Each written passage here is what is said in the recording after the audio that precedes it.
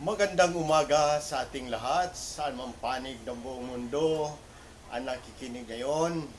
Atin naman pag-usapan at ating pakinggan ang mabuting balita ng Panginoon ayon kay San Marcos.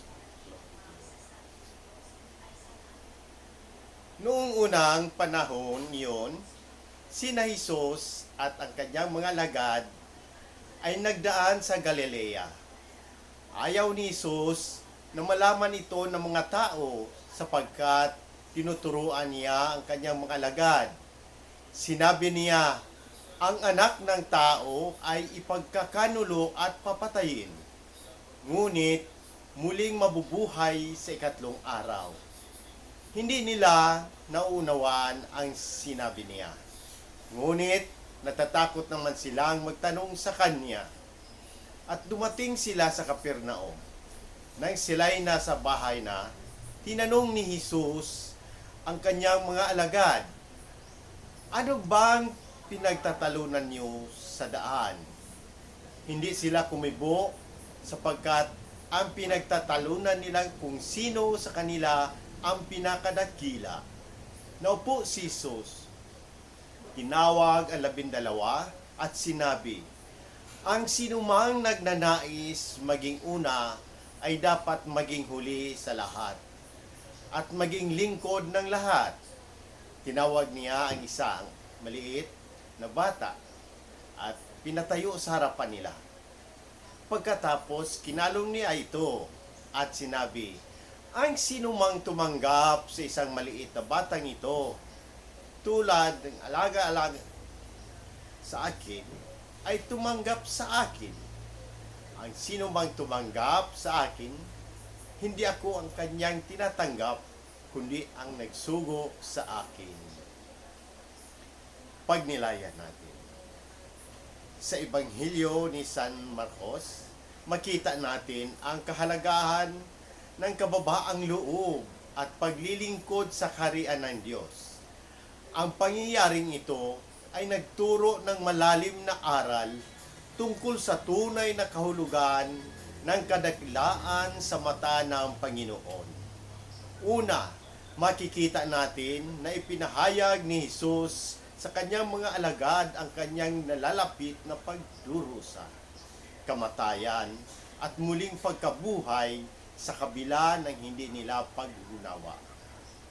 Ipinakita ni Jesus ang kanyang misyon ng sakripisyo para sa kaligtasan ng sangkatauhan. Ito ay isang paalaala na ang tunay na kadikalaan ay nakasalalay sa kandaang mag-alay ng buhay para sa iba tulad ng ginawa ni Jesus. Pangalawa, sa kanilang pag-uusap tungkol sa kung sino ang pinakadakila, tinawag ni Jesus ang 12 at itinuro sa kanila ang pagiging lingkod. Ang sinumang nagnanais maging una ay dapat maging huli sa lahat at maging lingkod ng lahat.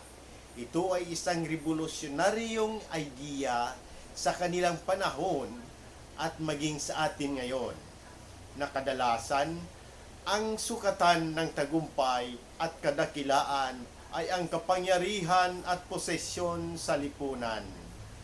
Pangatlo, ang pagtanggap ng isang maliit na bata ay simbolo ng pagtanggap sa Diyos. Ang bata ay kumakatawan sa kababaang loob, kawalang malay at pagtitiwala sa pagtanggap sa mga tulad nila. Tinatanggap natin si Jesus at ang Diyos na sugo sa Kanya.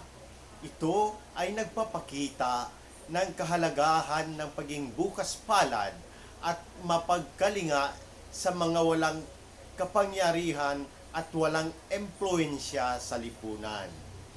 Bilang mga Romano Katoliko, tinatawagan tayo na isabuhay ang mga aral na ito sa ating pang-araw-araw na buhay.